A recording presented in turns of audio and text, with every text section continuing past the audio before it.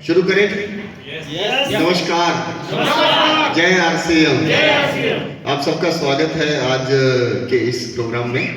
और बड़ा अच्छा लग रहा है आपसे बात करते हुए, और बड़ी दिल खोल के आज लोग बातें करेंगे। जिस तरह से एक फैमिली, एक परिवार में आपस में बातें की जाती हैं, क्या आप मेरे साथ उस तरह से बात कर सकते हैं फैमिली की? चलिए, मेरा नाम साथियों JS विर्क है और मैं लुधियाना से चल के आप सब साथियों के साथ रूबरू हो रहा हूँ। पहले थोड़ा सा अपना परिचय और इस सफर में क्या उतराव चढ़ाव रहे वो बात करते हैं, फिर हम लोग प्रेजेंटेशन पे आएंगे। तो किसान परिवार का मेरा बैकग्राउंड है, पिताजी का खेती बाड़ी का काम रहा और उस संघर्ष के दौर में उन्होंने हम 4 बहन भाइयों को पढ़ाया लिखाया, आगे पढ़ने की प्रेरणा दी कि जमीन जायदाद कोई बहुत ज़्यादा लंबी चौड़ी नहीं है, पढ़ लिख के अपने पैरों पे खड़े हो जाओ।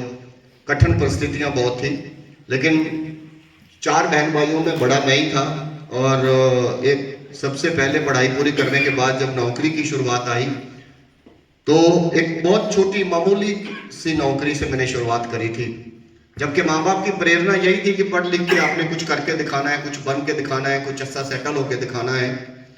तो लेकिन जब नौकरी करने का टाइम आया तो वो सारा चकनाचूर होता हुआ दिखाई दिया, क्योंकि मात्र 750 रुपए की नौकरी से मैंने लुधियाना में शुरुआत करी थी। तो लगा कि यार ये क्या हो गया, मतलब इससे तो क्या कुछ होने वाला नहीं है जिंदगी का। तो उसके बाद जब जॉब मैंने करी तो वहां पे 15 दिन तक मैं टिका नहीं, क्योंकि मैंने वहां पे अपना भविष्य देखा कि जो लोग ऑलरेडी वहां 5 साल से 10 साल से 15 साल से 20 साल से नौकरी कर रहे थे, अगर उनकी जिंदगी नहीं बदली तो वहां पर अगर मैं लगा रहा तो मेरी कहां बदलेगी? यस और नो? यानी ये क्या लिखा है, सफलता की चाबियां, है ना? तो मैं आपको कुछ कुछ चाबियां साथ में देता जाऊंगा। यानी काम करना महत्वपूर्ण नहीं है, इस बात को समझना महत्वपूर्ण है कि जो काम आप कर रहे हो वहां पे आपका भविष्य बड़ा होगा कि नहीं। यस और नो? उन्होंने क्या देखा उस फैक्ट्री के अंदर, जो लोग 10 साल से 15 साल से कर रहे हैं, अगर उनका भविष्य बड़ा नहीं है तो मेरा भी बड़ा होने वाला वहां पे नहीं है। तो मैंने वहां से जॉब को क्विट किया, अपने दोस्त से बात करी, यार मैं कुछ बढ़िया करना चाह रहा हूं, क्या करूं? उन्होंने कहा कि देखो, अगर जिस तरह की आपकी सोच है, जिस तरह से आप बात कर रहे हो ना, फिर आप फील्ड वाली मार्केटिंग जॉब में जाओ। सेटिंग जॉब तो ऐसे होती है, आप फील्ड वाली जॉब में जाओ। तो मैंने कोरियर लाइन से अपनी मार्केटिंग शुरू करी, तो जल्दी ही मैं dry product export shipping line में चला गया। तो ये पूरा सफर मेरा लगभग 11 साल का रहा। उस 750 रुपए की पहली शुरुआत से बढ़ते बढ़ते बढ़ते बढ़ते बढ़ते 11 साल में मैं 18-20 हजार रुपए महीने तक पहुंचा। सपने अभी भी पूरे नहीं हो पा रहे थे, मजा अभी भी पूरा नहीं आ पा रहा था, अभी भी लग रहा था कि उसी दरमियान शादी भी हो गई, फिर मैडम भी जॉब करने लग गए, वो भी साथ में मिलजुल के हम दोनों 20-30 हजार रुपए कमा लेते थे, 25-30 हजार के बीच में कमा लेते थे, लेकिन मजा नहीं आता था। ऐसे लग रहा था कि अभी भी वो बात बनी नहीं है जो बनाना चाहते हैं, जिसके लिए हमारे माँ बाप ने कठिनाइयां झेली है। लेकिन कहते हैं जहां चाह वहां राह। अगर चाहत मन में सच्ची चल रही है, इच्छाएं कुछ बड़ा करने की चल रही है, तो फिर परमात्मा कोई ना कोई रास्ता निकालता जरूर है। ये सर, बशर्ते के अंदर कुछ चल रहा हो, अगर चल नहीं रहा तो फिर कुछ नहीं होता सर, फिर जिंदगी कट जाती, पूरी निकल जाती, पता नहीं लगता। और चलते चलते अचानक मेरे क्लाइंट के माध्यम से मुझे ये RCM मिशन मिला, एक अनजान आदमी के थ्रू। वो मेरे लिए अनजान थे, लेकिन इस मिशन के एक बड़े लीडर, बहुत बड़ा एक रुतबा उनका, बहुत बड़ी पहचान, अभी वो हमारे बीच में नहीं रहे, लेकिन उनके सम्मान में ताली जरूर चाहूंगा, मिस्टर राकेश अरोड़ा से। थोड़े दिन पहले उनकी डेथ हो गई है ना, लेकिन उन्होंने जब मुझे इस मिशन के बारे में बताया तो पहली बार, मैं भी ड्यूटी पे था उस समय, तो जब ड्यूटी में बंदा रहता है तो उसको अपने काम की तरफ ध्यान रहता है, पूरा ध्यान बात पे आ नहीं रहा था। तो वो मुझे बता रहे थे, ये प्रोडक्ट वो प्रोडक्ट के बारे में बता रहे थे, थोड़ा बता रहे थे। तो पहली बार मैंने ज्यादा अच्छे से बात को समझा नहीं, लेकिन जब वो प्रोडक्ट की ज्यादा बात कर रहे थे तो मैंने यही कहा कि ठीक है सर, आप कुछ प्रोडक्ट दीजिए, मैं यूज करके देख लेता हूँ। अब क्लाइंट थे, बिल्कुल मना तो कर भी नहीं सकते थे ना, तो मैं वहां से कुछ प्रोडक्ट लेके आया सर, 400-500 रुपए के, और लाके हमने घर में यूज किए, अच्छे लगे, बढ़िया लगे, मैडम को भी पसंद आए। तो नौकरी वाला यही बंदा सोचता है कि कहीं ना कहीं से 4 पैसे बच जाए और चीज अच्छी मिल जाए, है ना। तो उसी सोच के साथ हमने आईडी लगा ली भी, आईडी के कुछ फायदे भी हैं, तो वो भी मिल जाएंगे और प्रोडक्ट भी अच्छे मिल जाएंगे, चलो आईडी लगा के खरीद लेते हैं। आईडी लगा ली, खरीदने लगे। खरीदते खरीदते मेरे पास फोन आने लगा एक दूसरे अपलाइन का कि आप हमारा सेमिनार अटेंड कीजिए, आप इसका दूसरा पार्ट देखिए। अभी आप खरीदारी कर रहे हैं लेकिन इसमें करियर पार्ट भी है, आप वो देखिए। तो मैं एक्चुअली तब आना नहीं चाह रहा था क्योंकि कहीं ना कहीं डर सा लगता था उस समय कंपनियों से। कंपनी आती थी जाती थी, फेस वैल्यू खराब करती थी, बंद हो जाती थी, तो ऐसे डर सा लगता था। तो इसीलिए कंपनियों के मार्केटिंग चक्कर में मैं पढ़ना असल में नहीं चाह रहा था। तो कई बार फोन आया, मैंने टाल मटोल कर दिया, सर आज मैं बिजी हूँ, आज मैंने उधर जाना है, एक ही संडे है सर, आज ये काम है, आज वो काम है। ऐसा होता है कि नहीं होता आपके साथ? लोग बोलते हैं, है ना? तो उन्हीं में से कोई एक जेएस मिलेगा। तो चाबी नंबर 2 कि फॉलो अप करते रहिए। अगर कोई बंदे में आपको स्पिरिट नजर आता, क्वालिटी नजर आती है तो उसका फॉलो अप करते रहिए। आज नहीं तो कल वो आएगा। यस और नो? अगर मुझे भी 1-2 बार फॉलो करके छोड़ देते तो शायद आज मैं आरसीएम में नहीं आ पाता। तो जब उनका हर महीने फोन आने लगा तो मैंने अपनी मैडम को कहा, मैं कहा सर बार बार फोन करते हैं यार, ऐसे मना करते हैं, अच्छा नहीं लगता, कब तक बहाने लगाएंगे, चलो एक बार चल के देखते हैं ना है क्या, है ना? तो मैं और मेरी वाइफ दोनों, संडे का दिन था और हम लोग सेमिनार में चले गए। और सेमिनार में इसी तरह पब्लिक में पीछे बैठे तो वहां पे अट्रैक्शन बात मुझे 2 लगी। पहली बात तो ये अट्रैक्शन वाली लगी कि इसमें जाने को कुछ है ही नहीं, नुकसान वाली कोई चीज ही नहीं। तो कल को क्या फेस वैल्यू खराब होगी इसमें, है ना? प्रोडक्ट खरीदना, प्रोडक्ट खरीदते हैं तो उसमें कुछ जाने को नहीं है, आने को बहुत कुछ दिखाई दिया।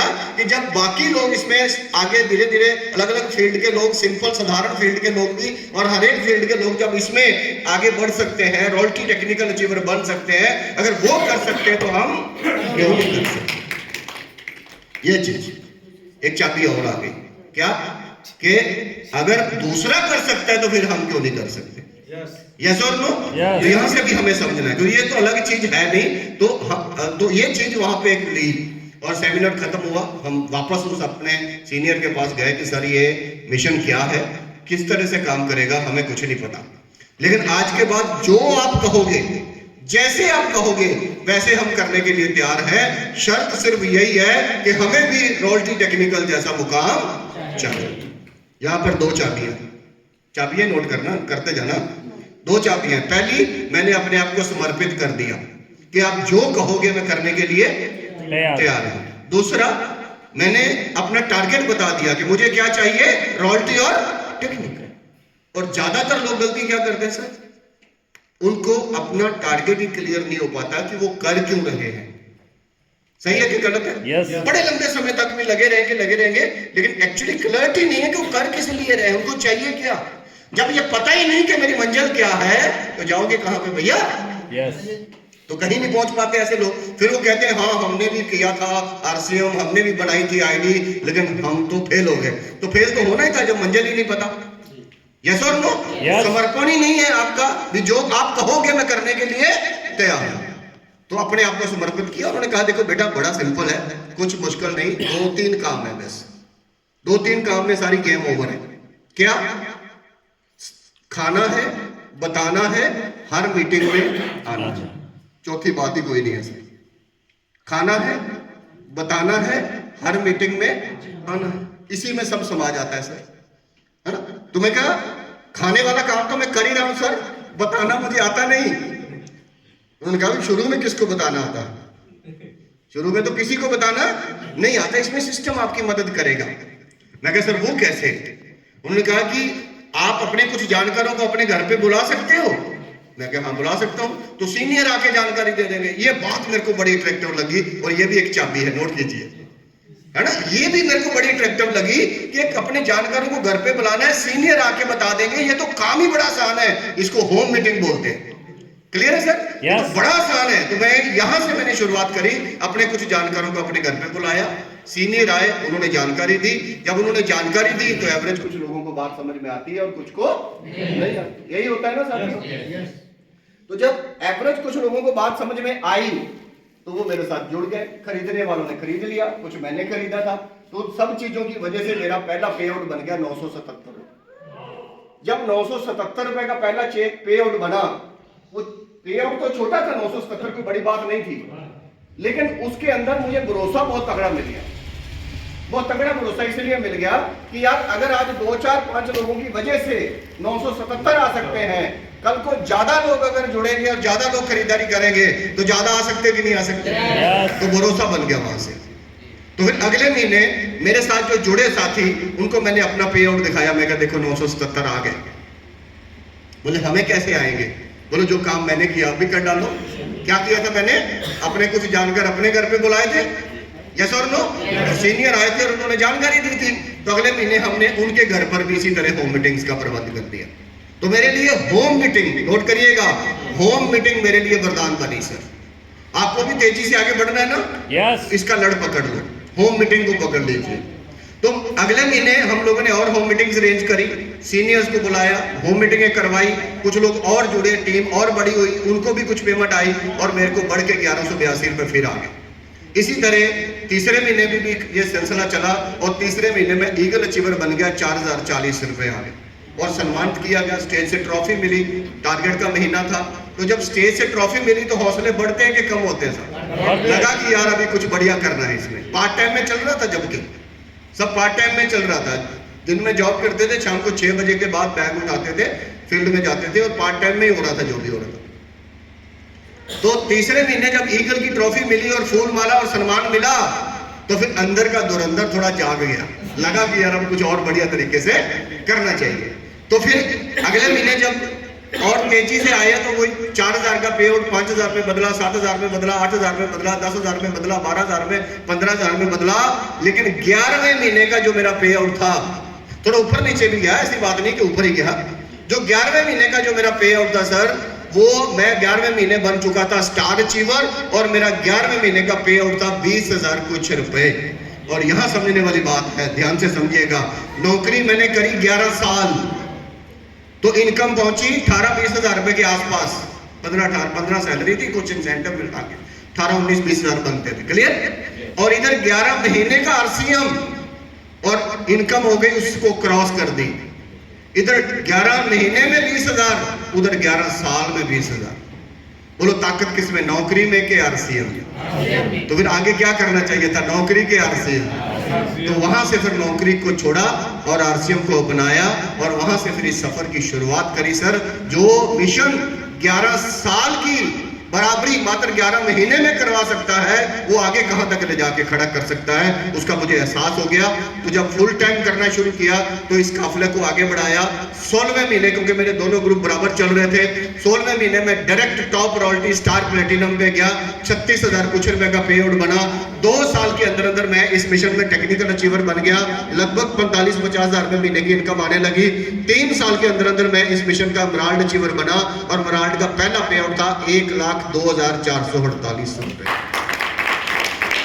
कितने साल टोटल? मात्र 3 साल के अंदर अंदर मराल्ड सर 1 लाख रुपए क्रॉस, और लाखों रुपए महीने का मजा ही ले रहे थे, मजा ही आ रहा था। और मजा आते आते सजा भी आ गई साथ में। गवर्नमेंट ने ऐसे जांच प्रक्रिया शुरू करी, सब ठप हो गया। अच्छा था कहीं ना कहीं, क्योंकि जब शेर को लंबी छलांग लगानी होती है तो 10 कदम पीछे हट के लगाता है, यस और नो।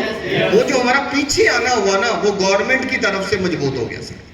अच्छा हुआ जांच प्रक्रिया हुई, लेकिन एक बार हिल तो गया सारा कुछ, है ना। उस लेवल के खर्चे, उस लेवल का सारा कुछ, उस लेवल का लाइफस्टाइल हो जाता है। नौकरी भी छोड़ चुके थे, सारा एकदम हिल गया मामला। लेकिन हम लोगों ने इस बात को देखा कि बहुत सारे लोग उस समय जब आरसीएम की जांच प्रक्रिया हुई और कुछ और कंपनियों की जांच प्रक्रिया हुई, तो बहुत सारे लोग कंपनियां छोड़ के दूसरी कंपनियों में जाने लगे। मुझे भी मेरी अपलाइनें भी छोड़ के चली गई, और बताओ, वो भी दूसरी कंपनी में जाने लगी। हम लोग इधर धरने में लग गए कि यार ये गवर्नमेंट की जांच प्रक्रिया में गवर्नमेंट ने पंगा जिस पॉइंट पे डाला वो पॉइंट ठीक करना है।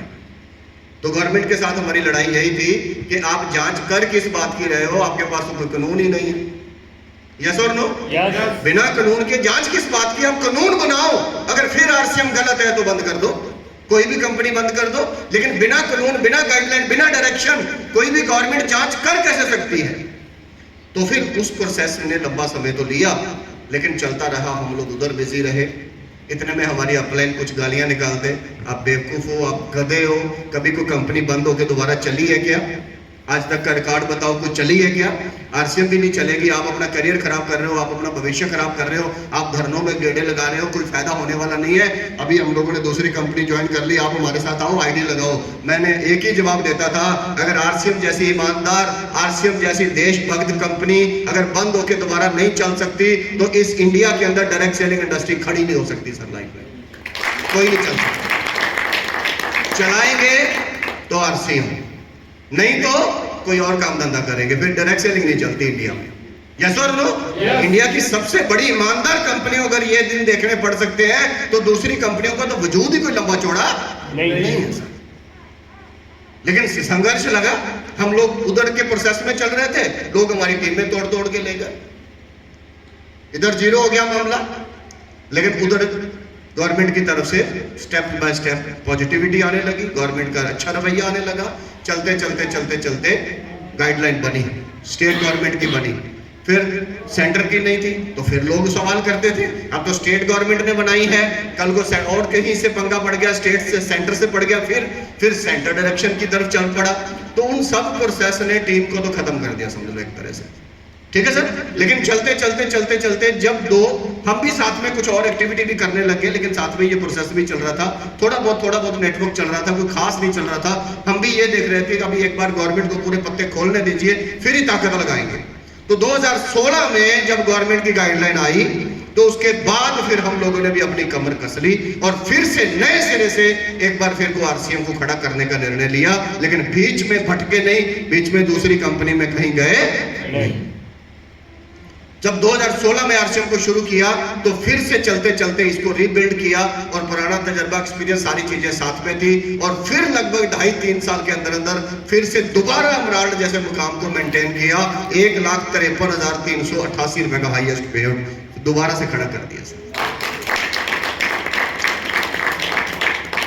ये चीजें रहती हैं सब, लेकिन आरसीएम हिंदुस्तान की सबसे शानदार, सबसे ईमानदार और सबसे ऐसी कंपनी है जो हर आदमी की लाइफ में फिट बैठती है।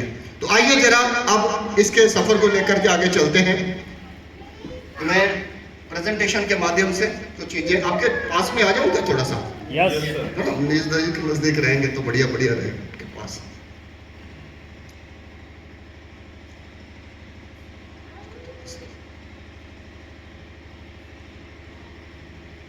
चलिए, सफलता की चाबियां चाहिए ना सबको? बीच बीच में देता जाऊंगा, आप नोट करते जाइएगा, ठीक है? हाँ, तो सबसे पहले मैं अपनी फैमिली से आपको मिला दूं। मैं और मेरी वाइफ मीनू विर्क, हम दोनों हस्बैंड वाइफ मिलकर इस मिशन में काम करते हैं, बड़ा अच्छा लगता है।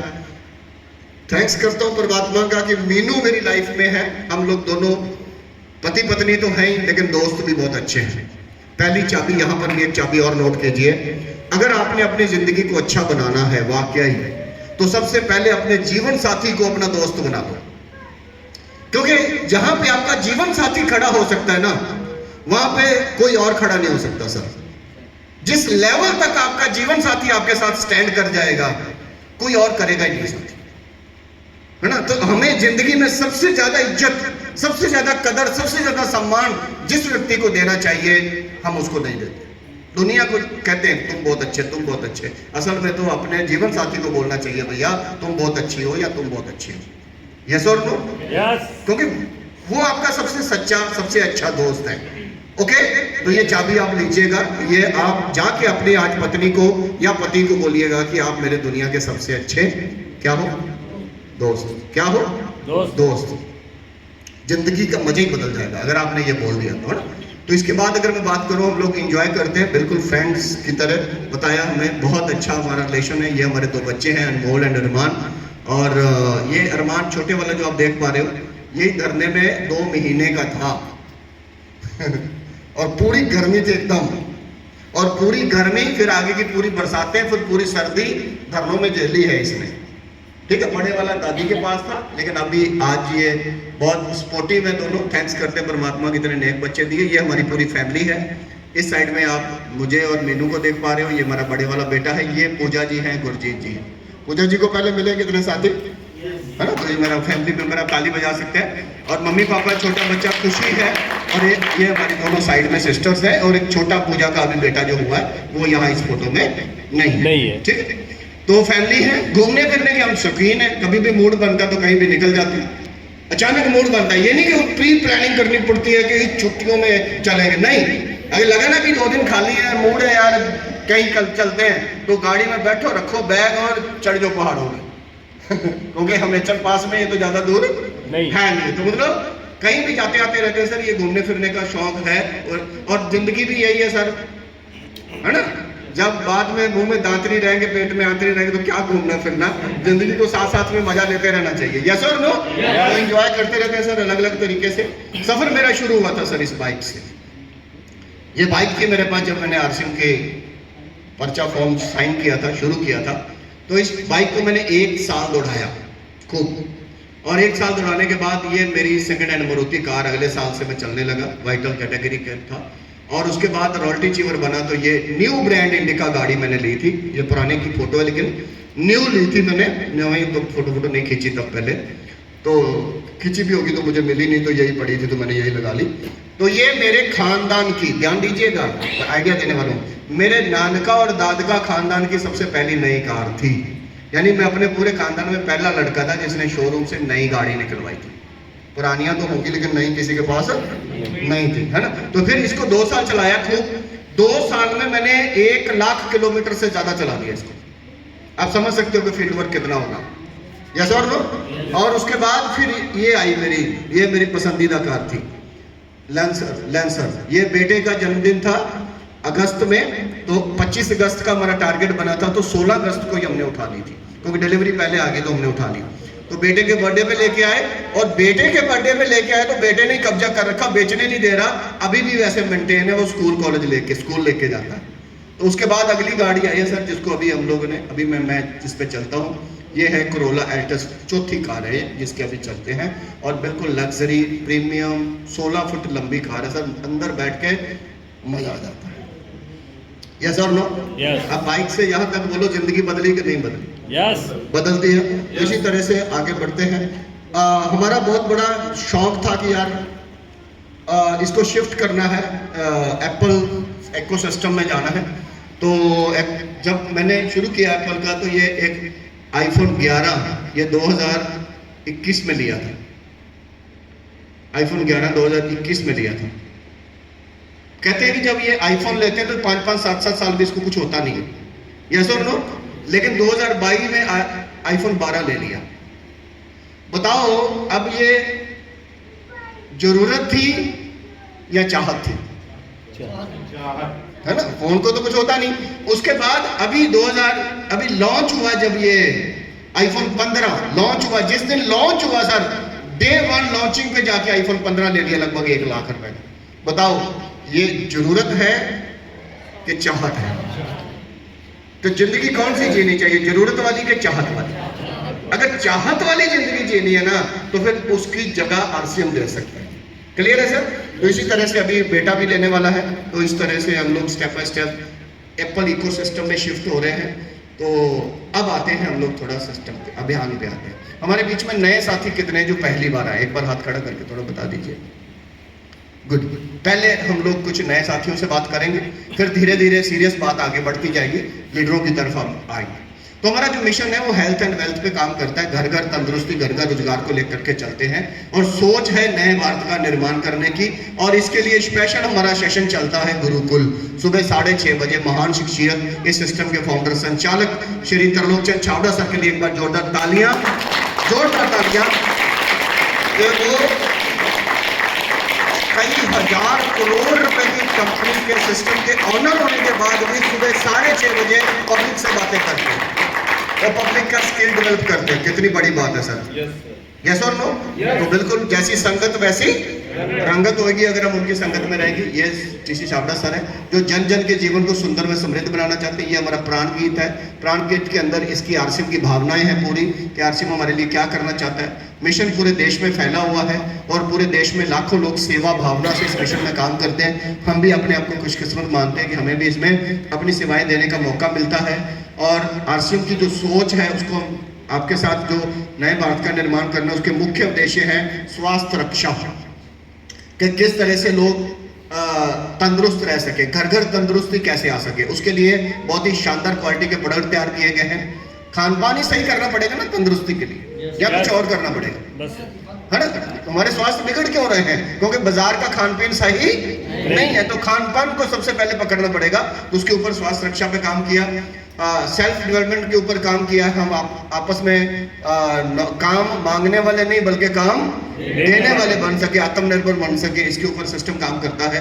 महिला सशक्तिकरण की जो हमारी महिलाएं हैं वो केवल चूल्हे चौके तक सीमित ना रह के बल्कि अपने देश और अपने समाज और अपने परिवार को आगे बढ़ाने में योगदान डाल सके, इस तरह की सोच के साथ तैयारियां हो रही हैं। आप जानते हैं कि आज बाजार की जो कंडीशन है, मिलावट का दौर बढ़ गया है और तरह तरह के प्रचार प्रसार की वजह से लोगों का खान पान का स्ट्रक्चर बदल दिया है।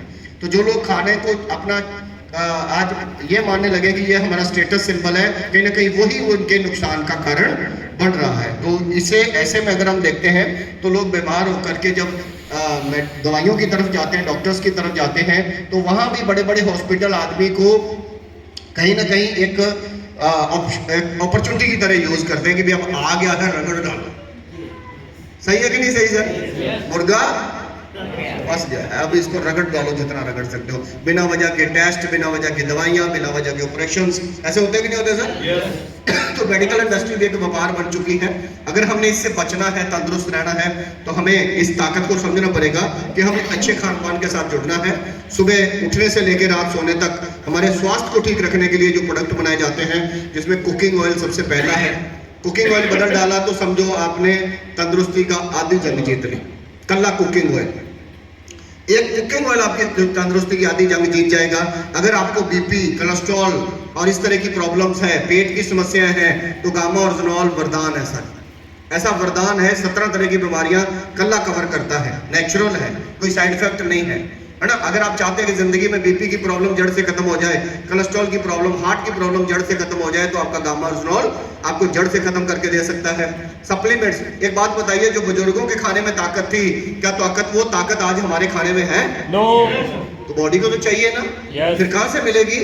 उसके लिए न्यूट्री चार्ज रूपी सप्लीमेंट्स हमारे पास है। आदमियों के लिए अलग है, लेडीज के लिए अलग है, बच्चों के लिए अलग है, अलग अलग प्रॉब्लम्स के लिए अलग अलग बने हुए हैं, जिनका सेवन करके आप अपनी बॉडी को एकदम मस्त और तंदुरुस्त बना सकते हैं। क्लियर है सर? yes. और लगातार इसको आप सप्लीमेंट्स को लेना बहुत ज्यादा जरूरी है, इस बात को समझ के चलिएगा। बिना सप्लीमेंट आपकी थाली में वो दम ही नहीं है जो आपको जिंदगी भर तंदुरुस्त रख सके। सहमत है इस बात के लिए कि नहीं? खाने में वो दम नहीं है, तो इसीलिए हमें सप्लीमेंट लेना हमारी जरूरत नहीं, मजबूरी है।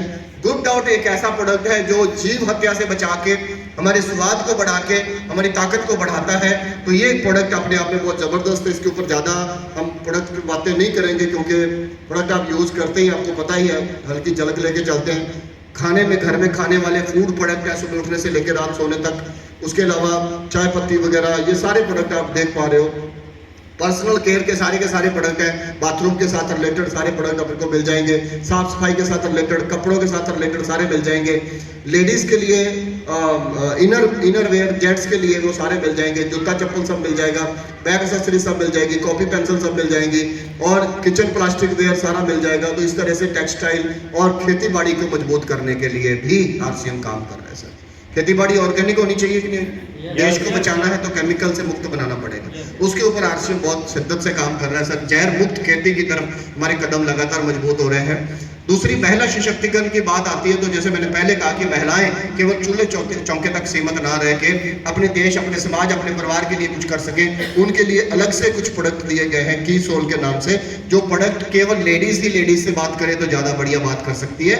तो अपने इर्द गिर्द की महिलाओं को जगा के आप भी इस प्रोडक्ट का सहारा लेते हुए अपने आप को आत्मनिर्भर बना सकते हो।